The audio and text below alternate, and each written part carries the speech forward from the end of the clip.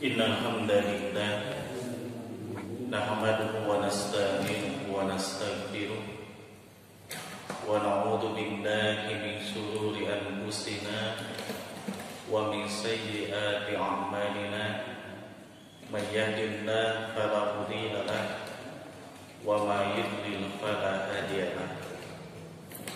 Asyhadu an la ilaha illallah wahdahu la syarika lahu wa asyhadu anna Muhammadan abduhu wa rasuluh alladzi la nabiyya ba'dah.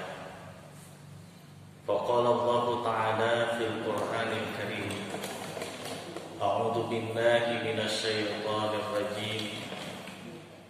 Ya ayyuhalladzina amanu ittaqullaha haqqa tuqatih wa la tamutunna illa wa antum muslimun. Hadirin hadirat ikhwati iman rahimakumullah. Alhamdulillah, puji dan syukur marilah kita panjatkan kehadirat Allah tabaraka wa ta'ala. Berkat limpahan rahmat dan karunia hidayah darinya, kita dapat kembali berkumpul, bermuajahah dan bersilaturahim dalam rangka bertaqarrub ila Allah, mendekatkan diri kepada Allah Subhanahu wa ta'ala dalam bentuk ibadah, yaitu ibadah talabul ilmi. Mudah-mudahan Allah berkenan mengkaruniakan kepada kita ilmu yang bermanfaat sehingga mampu kita amalkan dan menjadi bekal untuk menghadap kepadanya kelak di yaumil akhir. Amin. Hadirin hadirat ikhwati iman rahimakumullah. Senang tidak mendengarkan cerita. Rata-rata sebagian besar manusia senang mendengarkan cerita. Apakah dia usianya masih anak-anak atau bahkan usianya sudah dewasa? Di dalam Al-Qur'anul Karim, Allah Subhanahu wa ta'ala menyampaikan firman-firman-Nya. Di antara firman-firman Allah Subhanahu wa ta'ala berisi sebuah cerita atau sebuah kisah. Dan cerita di dalam Al-Quran bukanlah sembarang cerita, dijamin 100% kebenarannya. Karena itu adalah kalamullah, kalam atau firman Allah Subhanahu wa ta'ala. Dan cerita di dalam Al-Quran syarat dengan hikmah, ibrah dan pelajaran bagi kita selaku hamba-hamba Allah Subhanahu wa ta'ala. Berbeda dengan cerita yang dibuat oleh manusia. Kadang ada cerita yang benar, tetapi kebanyakannya fiktif alias tidak benar. Apalagi cerita sinetron. Akan tetapi kebanyakan kaum muslimin lebih senang mendengarkan cerita sinetron atau cerita di dalam Al-Quran. Lebih senang mendengarkan cerita sinetron. Apalagi sekarang ada sinetron yang sedang digandrungi oleh ibu-ibu. Naon judulnya, Bu? Tuh hafal gini. Ikatan Cinta senang. Si Al jeung si Andin ya punya. Mudah-mudahan kita termasuk hamba-hamba Allah Subhanahu wa ta'ala yang senantiasa haus dengan tuntunan di dalam Al-Qur'anul Karim, bukan haus dengan tontonan. Hadirin hadirat ikhwati iman rahimakumullah. Di antara cerita yang Allah Subhanahu wa taala sampaikan di dalam Al-Qur'an adalah cerita atau kisah tentang orang-orang Quraisy. Allah sebutkan di dalam surat apa? Di dalam surah Quraisy. Nah, insyaallah pada kesempatan subuh hari ini kita akan membahas tafsir Al-Qur'an surah Quraisy. Hadirin hadirat ikhwati iman rahimakumullah. Surah ini di dalam mushaf Al-Qur'an adalah surah ke-106 dari 114 surah. Jadi nomor surahnya yaitu ke-106. Disimpan oleh Allah Tabaraka wa Ta'ala setelah Al-Quran surah Al-Fil. Para ulama ijma sepakat, dan ijma tersebut diantaranya dinukil oleh Ibnu Zawji rahimahullah ta'ala bahwa surah Quraisy diturunkan oleh Allah Subhanahu wa taala kepada Nabi Muhammad sallallahu alaihi wasallam di Mekkah dan sebelum hijrah ke Madinah. Berarti termasuk golongan Makkiyah atau Madaniyah? Termasuk Makkiyah. Jumlah ayatnya ada berapa ayat? Badai datang halaman kan? Jumlah ayatnya hanya ada 4 ayat. Jadi jumlah ayatnya sedikit, hanya 4 ayat. Adapun nama surah di kalangan para ulama disebut dengan 2 nama. Yang pertama yang paling masyhur dinamakan dengan nama surah Quraisy.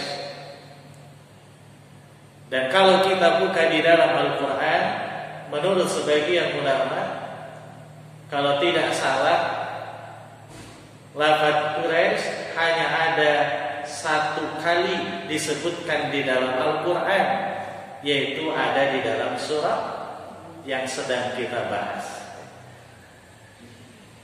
Yang kedua juga dinamakan dengan nama surah Li'ilafi Quraisy.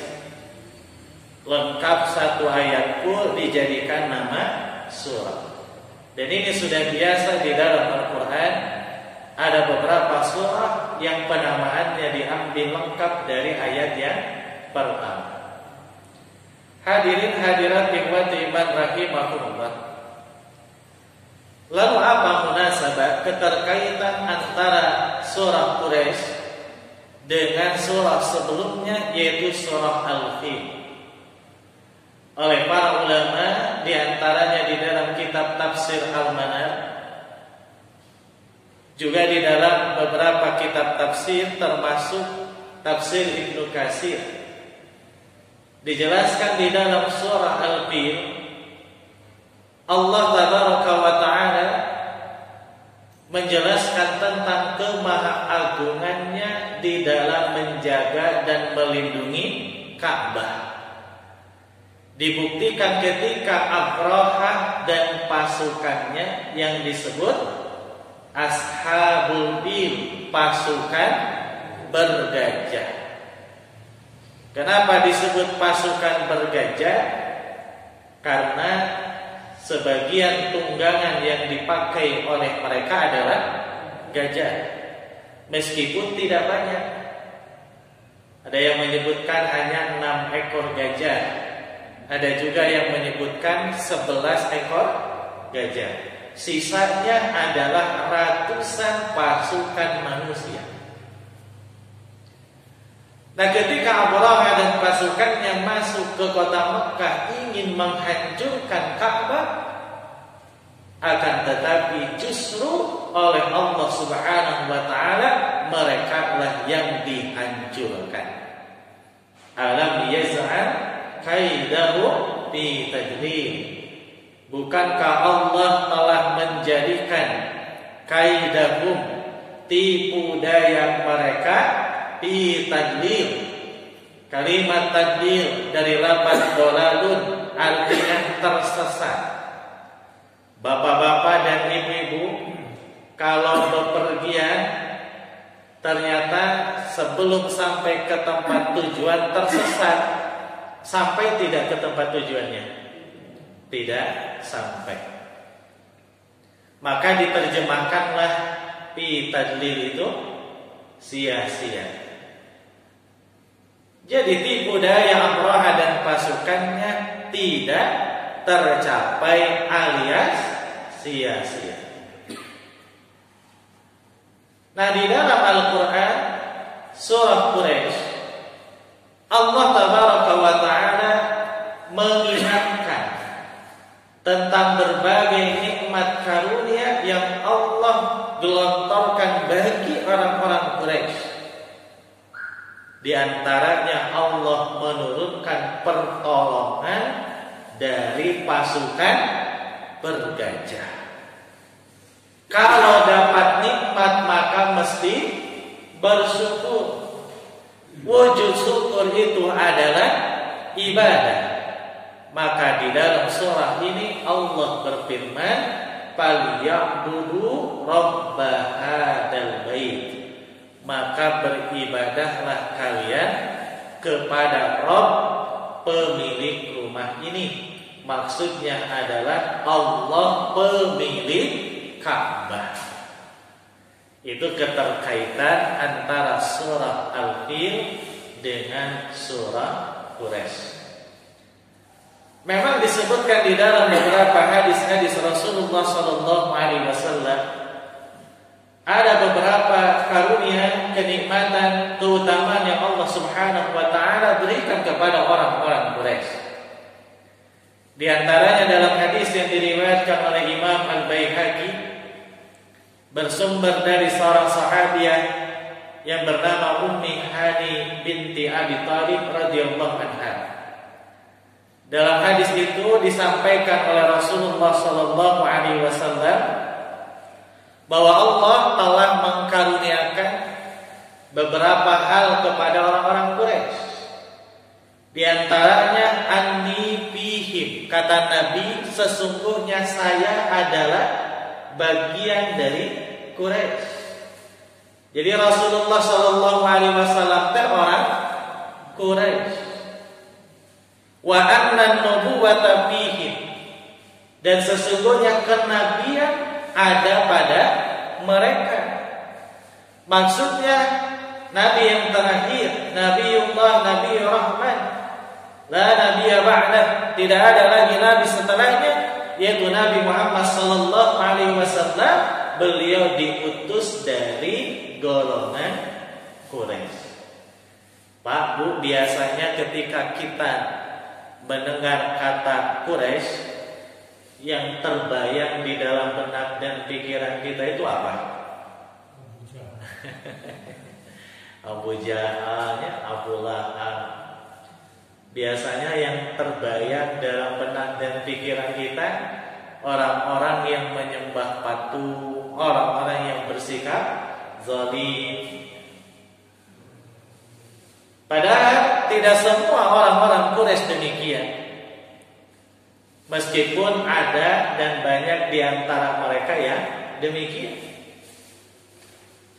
Bukankah Nabi Muhammad SAW beliau adalah orang Quraisy? Bukankah para sahabat Khulafaur Rasyidin, Abu Bakar As-Siddiq, Umar bin Khattab, Utsman bin Affan, Ali bin Abi Thalib radhiyallahu anhu, mereka juga dari keturunan Quraisy?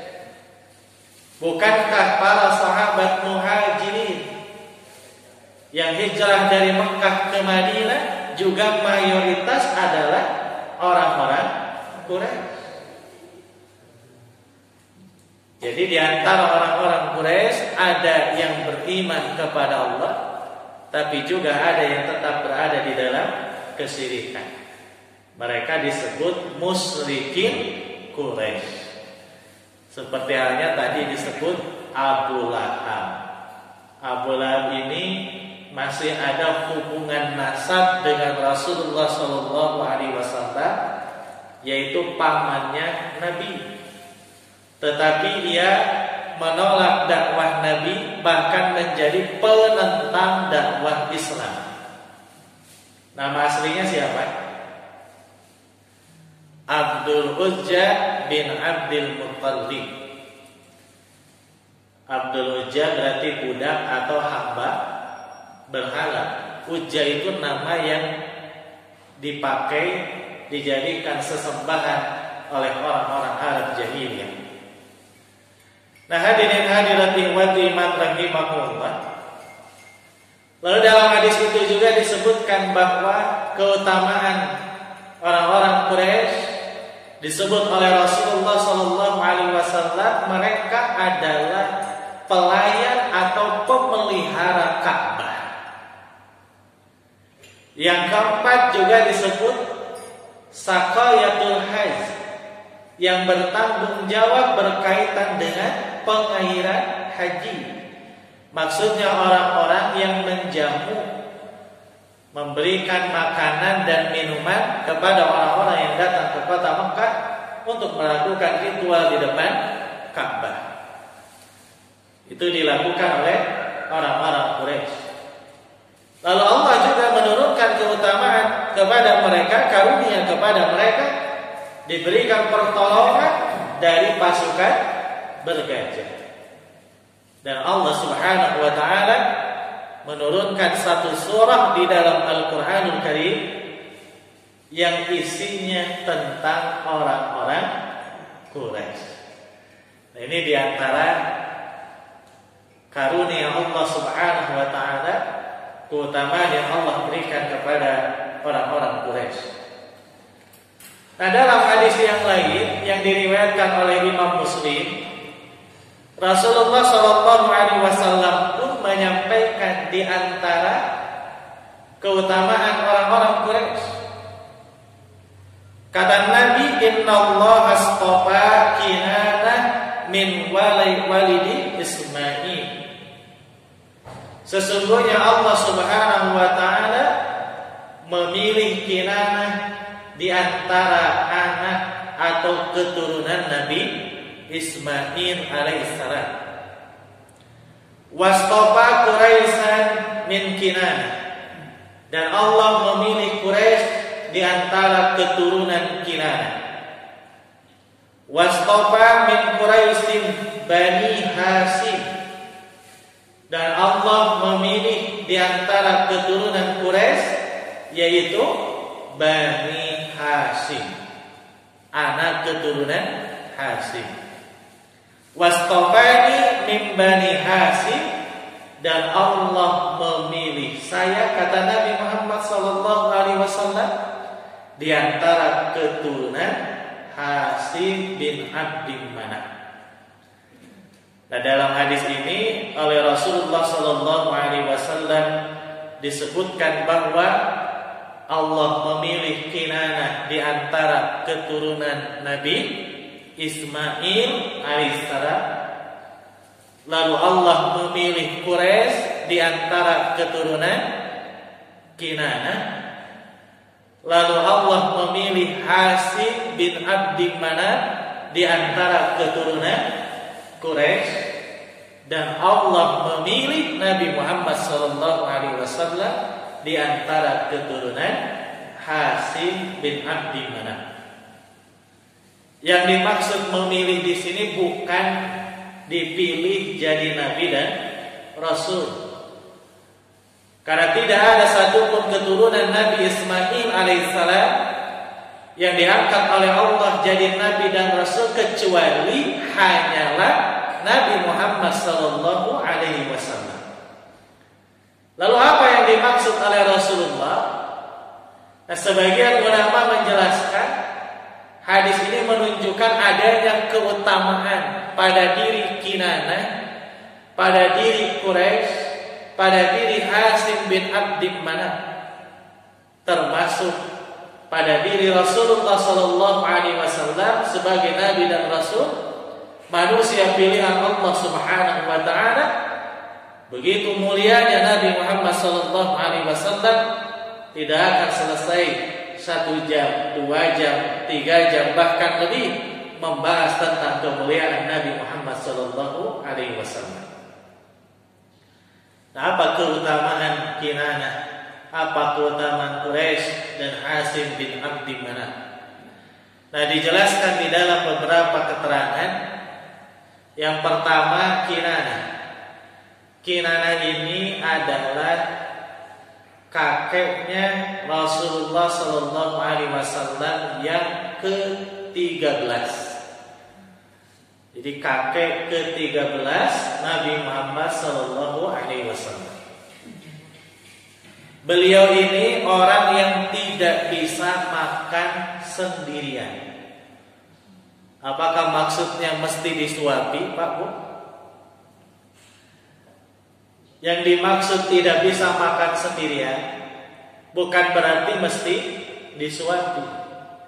Kinanah ini adalah orang yang apabila ia makan, maka mengumpulkan orang-orang lain, terutama orang-orang fakir dan miskin, berkumpul di rumahnya, lalu ia berikan mereka makanan yang sama yang dimakan oleh Kinanah. Berarti Kinanah ini adalah orang yang dermawan. Jadi hampir sepanjang umurnya dia selalu makan bareng, mengumpulkan fakir miskin, makan bersama, dan makanan yang diberikan sama dengan apa yang dimakan oleh Kinanah.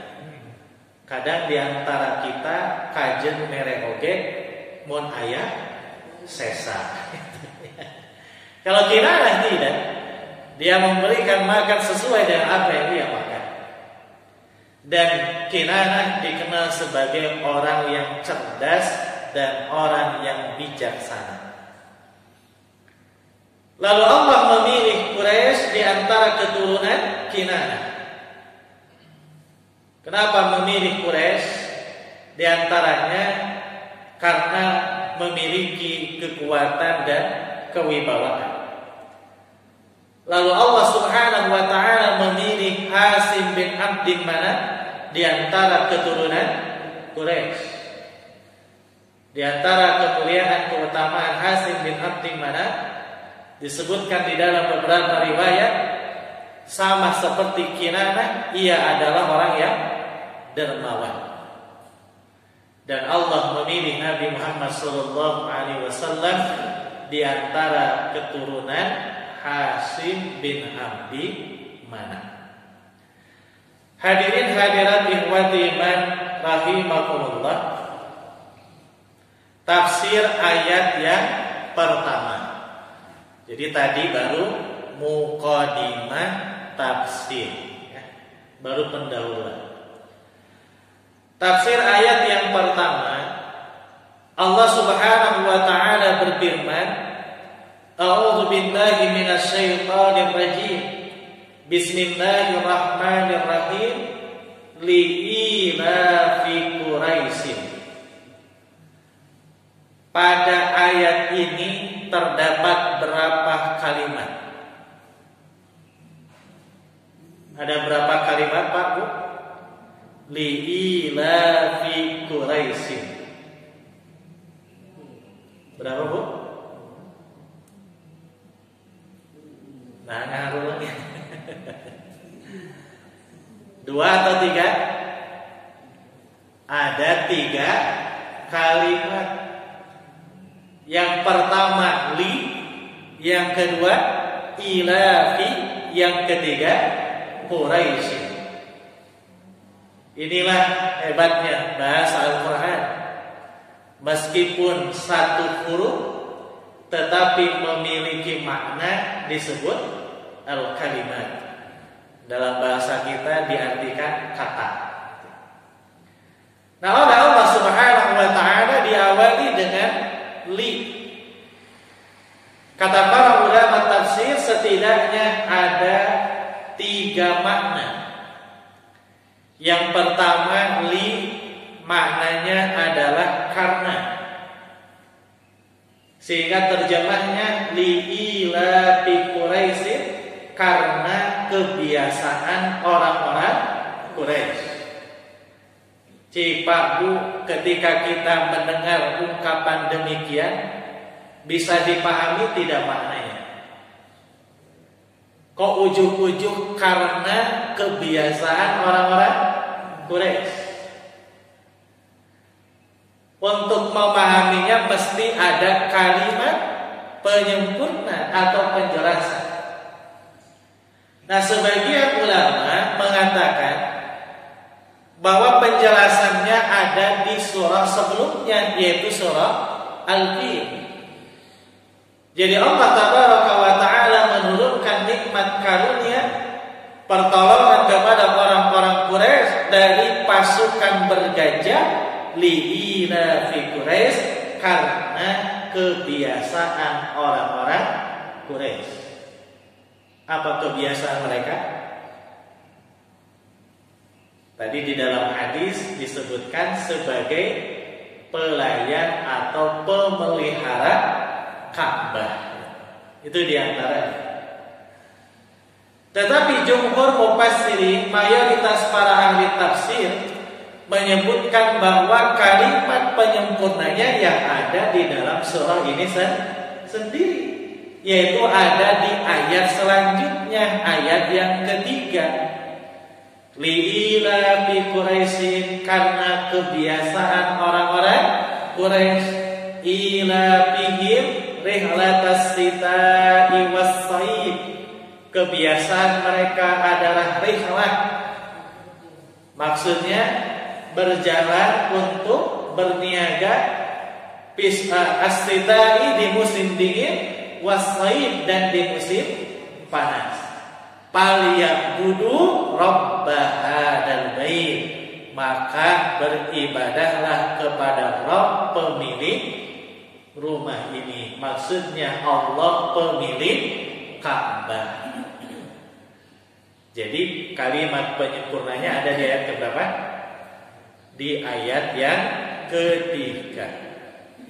Jadi karena kebiasaan orang-orang Quraisy, Allah berikan karunia nikmat kepada mereka, rasa aman ketika mengadakan perjalanan dagang di musim dingin dan musim panas.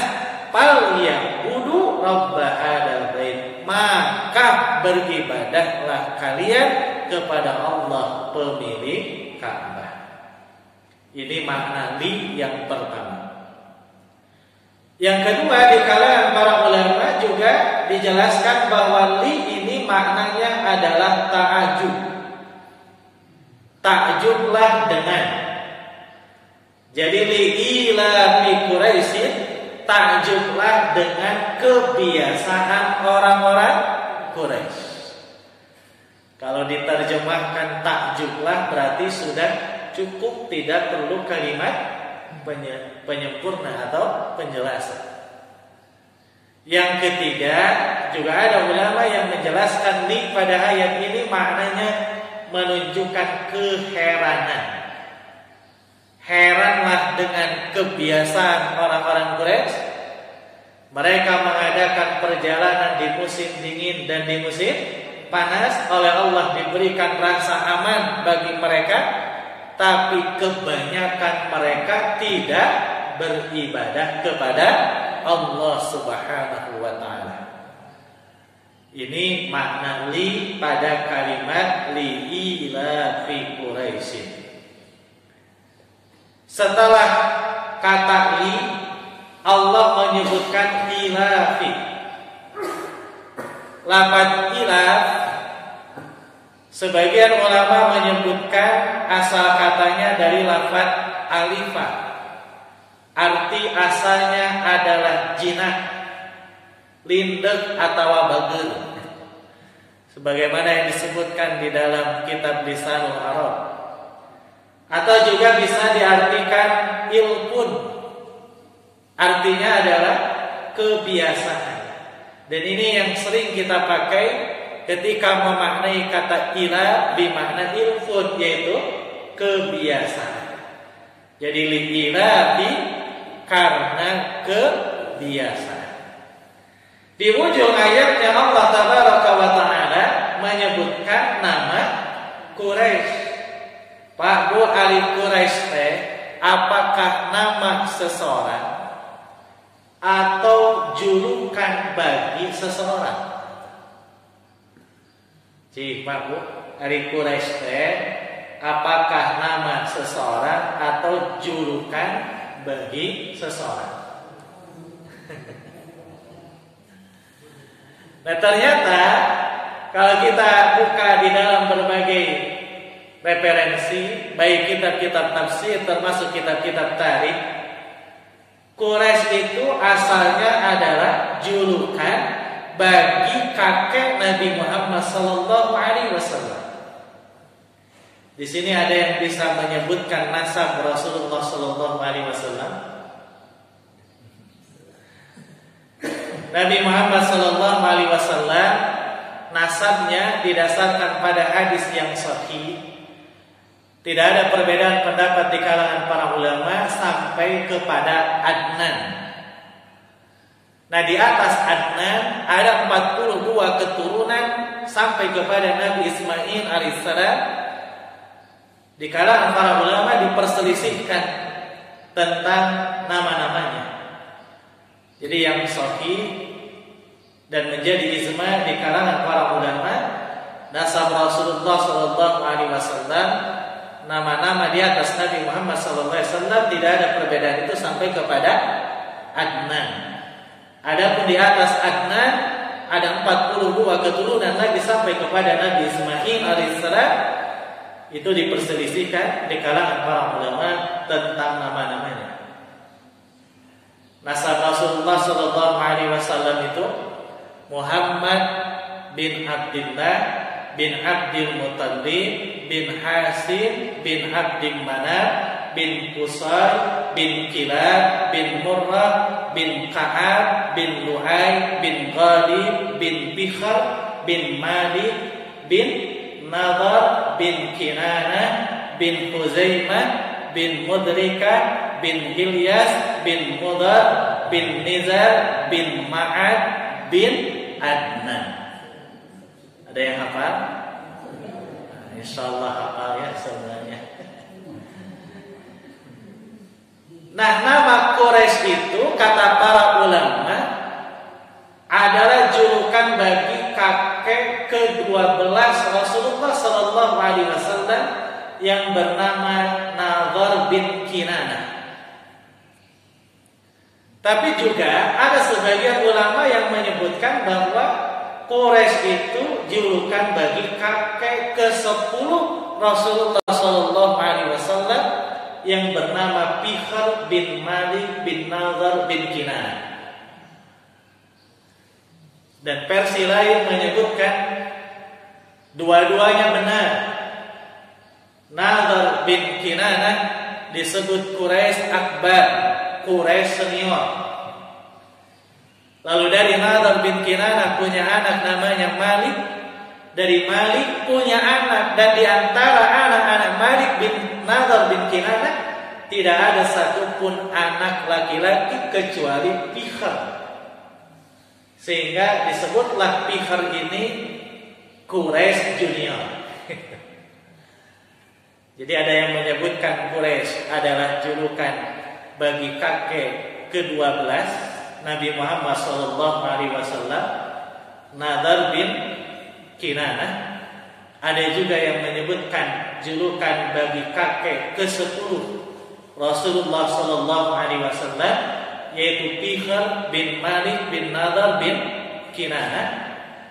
Ada juga yang menyebutkan versi yang ketiga, kedua-duanya benar, bahwa Nadhar bin Kinanah Quraisy senior, sedangkan Bikhr bin Malik bin Nadhar bin Kinanah adalah Quraisy junior. Gitu ya, Bu.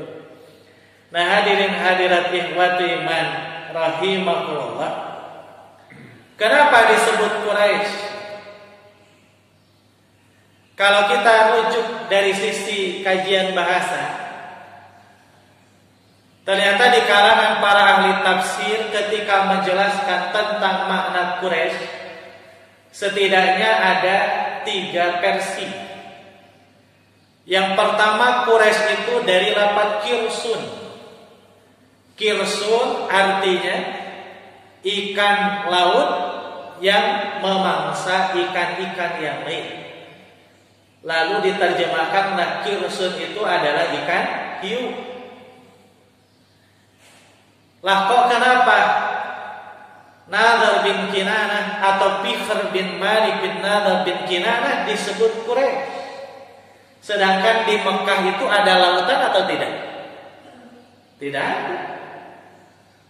Tapi kok kenapa disebut Quraisy yang artinya kirsun, yaitu ikan hiu? Nah, dalam satu riwayat yang bersumber dari Abdullah bin Abbas radhiyallahu anhu dijelaskan bahwa Nadhr bin Kinanah ini pernah keluar dari kota Mekah untuk berniaga sampai di satu daerah harus melintasi lautan. Dia naik kapal, di tengah lautan ternyata ada ikan hiu. Ikan itu dibunuh oleh Nadhr bin Kinanah dengan tombaknya, lalu kepala ikannya dipotong dan kepala ikan hiu itu dibawa ke kota Mekah. Jadi Nadhr bin Kinanah yang membunuh dabah min dawabil bahr. Jadi binatang di antara binatang laut yang dimaksud adalah ikan hiu. Lalu kepalanya dibawa ke kota Mekah. Yuqalu laha Quraisy.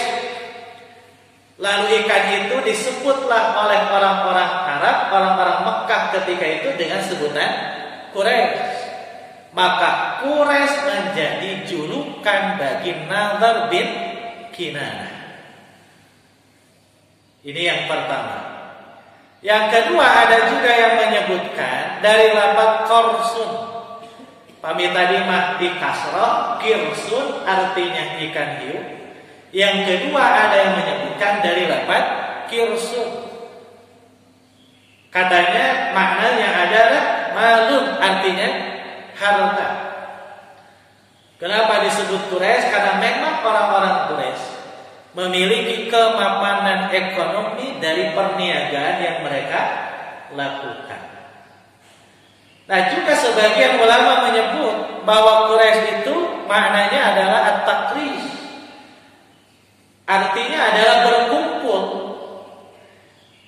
Ada juga yang menyebutkan maknanya adalah usaha. Jadi Quraisy disebut Quraisy menunjukkan adanya kekuatan dan kewibawaan. Itulah tafsir ayat yang pertama. Li'ilafi Quraisy. Ayat yang kedua Allah jelaskan apa kebiasaan orang-orang Quraisy itu. Ila bihim rihlatas sita'i was-shayf. Kebiasaan mereka adalah rihlah. Kata rihlah arti asalnya adalah berjalan. Makanya kendaraan yang dipakai untuk bepergian juga bisa disebut ar-rahilah. Kendaraan yang dipakai bepergian disebut rahilah. Nah, yang dimaksud oleh Allah Subhanahu wa taala rihlah di sini, bepergian di sini bukan untuk tamasya, tetapi untuk tujuan dagang atau berniaga. As-sita'i di musim dingin, was-shayf dan di musim panas. Ketika musim dingin, orang-orang Quraisy pergi kemana? Mereka berdagang ke Yaman. Dan ketika musim panas, mereka berdagang ke Syam. Kalau sekarang itu Palestina, Suriah, Lebanon, Yordan. 4 negara itu dulunya dinamakan Syam. Nah, oleh Allah Subhanahu wa taala disebutkan kebiasaan orang-orang Quraisy di dalam ayat yang kedua adalah mengadakan perjalanan untuk berjual beli, untuk berdagang pada saat musim dingin dan musim panas. Pak, Bu, apakah kebiasaan tersebut istimewa atau tidak? Kok kenapa sampai oleh Allah Subhanahu wa taala disebutkan di dalam Al-Qur'anul Karim? Dulu itu Pak Bu, kota Mekah adalah wadi lembah yang ada di dataran rendah.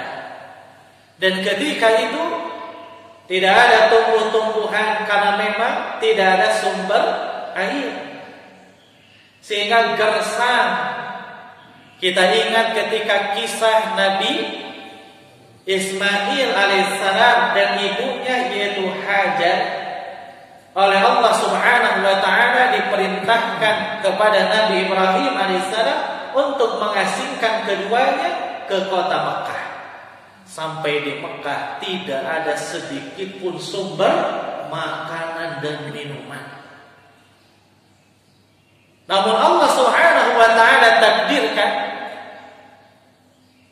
pada saat itu muncul air Zam-Zam setelah ibunya Nabi Ismail alaihissalam bolak-balik antara Safa dengan Marwah untuk mencari air diberikan kepada Nabi Ismail alaihissalam.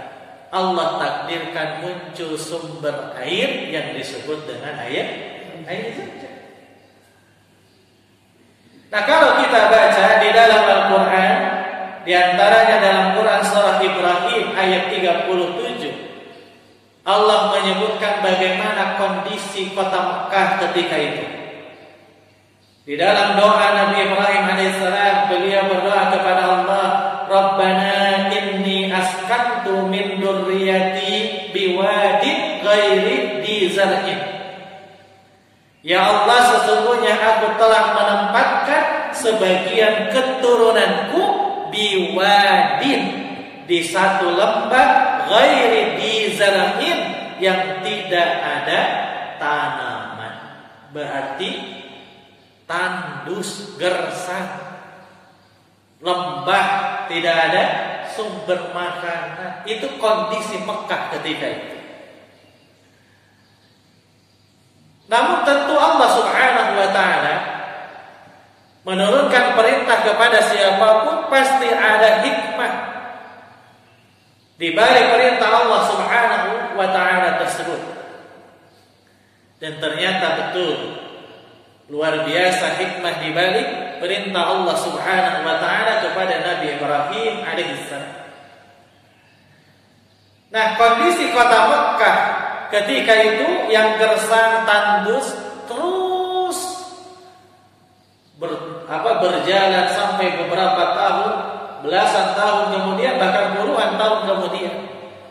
Namun berdatangan orang-orang ke kota Mekah, lalu di antara mereka berdiam diri di kota Mekah. Nah, ketika datang musim paceklik, artinya kemarau yang sangat panjang, banyak di antara keturunan Quraisy mereka kelaparan. Dan ketika mereka lapar, maka mereka membangun tenda di tengah padang pasir. Dikumpulkan istri dan anak-anaknya, lalu mereka berdiam diri di tenda tersebut sampai mati kelaparan. Jadi saking beratnya hidup di kota Mekah ketika itu, orang-orang Quraisy ketika masuk musim paceklik, ada kebiasaan di antara mereka membangun tenda di tengah padang pasir, lalu mengumpulkan keluarganya yang kelaparan tersebut, berdiam diri sampai mati kelaparan. Nah, ketika itu ada kakek Rasulullah yang bernama Hasim bin Abdi Manaf. Berarti kakek keberapa? Muhammad bin Abdullah bin Abdul Muttalib bin Hasim bin Abdi Manaf. Berarti kakek kedua setelah Abdul Muttalib. Nah, Hasim bin Abdi Manaf mengumpulkan orang-orang Quraisy. Ini kebiasaan seperti ini nggak boleh diteruskan. Gak boleh dibiarkan. Kalau dibiarkan maka orang-orang Quraisy pasti akan habis mati kelaparan. Maka Hasim bin Abdi Manaf ia mengusulkan agar berdagang keluar kota Mekah. Inilah munculnya pertama kali as-sitai was-sri, berjual beli berdagang di musim dingin dan di musim panas, berarti keluar dari kota Mekah. Yang menarik bukan ide untuk dagang atau jualnya, tetapi kata Hasim bin Abdi Manaf, silakan berjual beli, tetapi nanti hasil dari jual beli itu mesti dibagikan kepada orang-orang Quraisy yang miskin-miskin sampai mereka punya kekayaan yang sama dengan kalian. Luar biasa tidak Pak? Luar biasa. Jadi hasil dagangnya setelah dibagikan antara pemilik modal dengan yang jualannya, maka mesti dibagikan kepada fakir miskin dari golongan Quraisy, bahkan sampai mereka punya kekayaan yang sama dengan orang-orang kaya, orang-orang Quraisy. Ini yang luar biasa dari Hasim bin Abdi Manaf. Diurang boro-boro kitu Pak. Kadang antara pemilik modal dengan orang yang menjual barangnya seringkali terjadi gesekan. Bahkan ada yang bareng-bareng dengan keluarga karena urusan dagang bisa putus hubungan silaturahmi, karena memang tidak dibarengi dengan keimanan kepada Allah Subhanahu wa taala. Nah, hadirin hadirat man rahimakumullah. Nah, Allah sebutkan di dalam ayat yang kedua, ila bihim rihlatas sitai was-sayf. Maksudnya Allah Subhanahu wa taala memberikan karunia rasa aman kepada mereka ketika melakukan perjalanan untuk berniaga di musim dingin dan musim panas. Jadi dulu itu banyak penjara, banyak penjahat. Tapi ketika orang Quraisy berniaga keluar kota Mekah, tidak ada satupun yang berani mengganggu orang-orang Quraisy. Karena memang ada kaitan dengan faktor sejarah, diantaranya Allah turunkan pertolongan kepada mereka ketika menghancurkan pasukan bergajah. Juga ada kaitan dengan orang-orang Quraisy adalah pemelihara Ka'bah ketika itu, sehingga tidak ada yang berani mengganggu orang-orang Quraisy ketika mereka berniaga as-sitai was-sayf. Allah berikan rasa aman kepada mereka. Ini diantara nikmat karunia yang Allah berikan kepada orang-orang Quraisy. Itu ayat yang kedua. Ayat yang ketiga kita percepat karena waktu ya. Allah sebutkan falyabudu rabb hadzal bait. Maka beribadahlah kalian kepada Rabb pemilik Ka'bah. Dalam ayat tersebut Allah Subhanahu wa taala mengingatkan sekaligus memerintahkan untuk beribadah kepada Allah.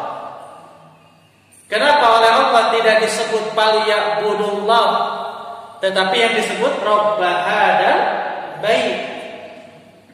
Nah, hanya Pak Bu, Allah tidak berfirman faliya'budullah langsung disebutkan, maka beribadahlah kepada Allah. Tapi dalam ayat ini disebut oleh Allah Rabb hadzal bait, Tuhan pemilik Ka'bah. Kenapa? Untuk menunjukkan, menegaskan bahwa Ka'bah adalah milik Allah Subhanahu wa taala, bukan patung-patung yang ada di dalamnya ketika itu disembah oleh orang-orang Arab jahiliyah, oleh orang-orang musyrikin Quraisy. Jadi ibadah itu kepada pemilik Ka'bah, yaitu Allah Subhanahu wa taala. Artinya penegasan dari Allah Subhanahu wa taala bahwa Allah jelas adalah zat yang maha agung, maha mulia, maha memiliki segala sesuatu, termasuk Allah yang maha memiliki Ka'bah. maka sembahlah Allah, bukan menyembah yang ada di dalam Ka'bah. Lalu dalam ayat ini juga oleh Allah Subhanahu wa taala dengan tegas menggunakan kata Rabb, tidak berfirman falyabudu hadal bait. Maka beribadahlah kalian kepada Ka'bah, tidak, tapi falyabudu rabb hadal bait.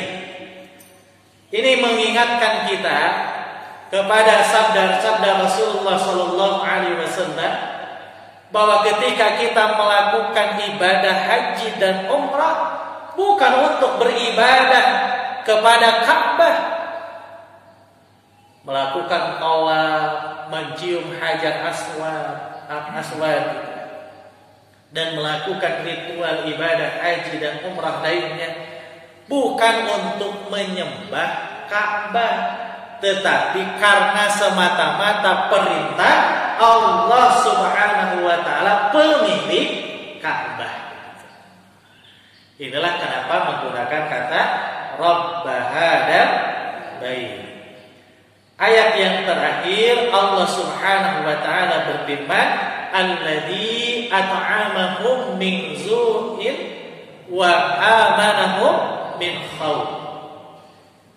Jadi Allah Subhanahu wa taala memberikan kepada mereka nikmat karunia makan dari kelaparan, dan Allah Subhanahu wa taala memberikan keamanan dari rasa takut.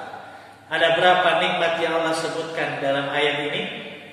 Ada dua. Satu, nikmat pangan, yaitu kaitan dengan kebutuhan makan.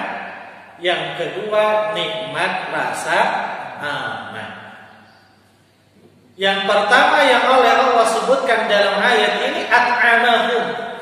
Allah Subhanahu wa taala memberi mereka makan. Tidak disebutkan Allah mengenyangkan mereka. Kenapa?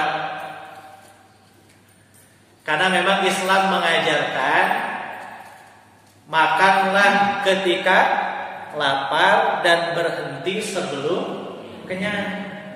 Tapi di kita kadang terbalik, makan meskipun tidak lapar dan tidak berhenti walaupun sudah kenyang. Justru Islam mengajarkan banyak-banyaklah melakukan ibadah saum, yaitu saum-saum yang hukumnya sunnah, termasuk dalam pola makan berhenti sebelum kenyang. Makanya ada hikmah kenapa disebut at'amahum, tidak disebut asba'ahum, mengenyangkan mereka. Lalu disebut at'amahum min zu'in, diberi makan dari rasa lapar, karena memang menunjukkan bahwa kondisi ketika lapar itu adalah kondisi yang berat. Dan ini mengingatkan kepada mereka, orang-orang Quraisy, bagaimana kondisi mereka ketika itu, ketika datang paceklik, mereka kelaparan, bahkan ada yang mati kelaparan. Maka Allah ingatkan nikmat karunia kepada mereka. Allah berikan makan ketika mereka lapar, maka bersyukurlah dengan beribadah kepada Rabb pemilik Ka'bah, yaitu Allah Tabaraka wa Ta'ala. Dan Allah pun sebutkan nikmat yang kedua, diberi nikmat rasa aman. Tiada lain ketika Allah karuniakan berbagai macam kenikmatan, maka mesti bersyukur. Asyukru ala ni'amillah, bersyukur atas nikmat-nikmat Allah. Wujud syukur adalah ibadah. Hadirin hadirat ikhwati iman rahimahullah, itulah tafsir ringkas Al-Quran surah Quraisy, cerita yang Allah sampaikan di dalam Al-Quran tentang orang-orang Quraisy. Mudah-mudahan memberi pelajaran kepada kita.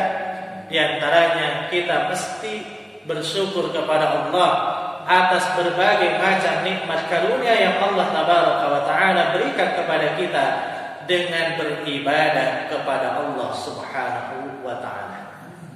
Mudah-mudahan yang singkat ini ada guna dan manfaat bagi kita sekalian, dan mudah-mudahan dapat menambah keimanan dan ketakwaan kita kepada Allah Tabaraka wa Ta'ala. Rabbana atina fid dunya hasanah wa fil akhirati hasanah wa qina adzabannar. Aqulu qawli hada wa astaghfirullah li wa lakum. Wassalamu alaikum warahmatullahi wabarakatuh.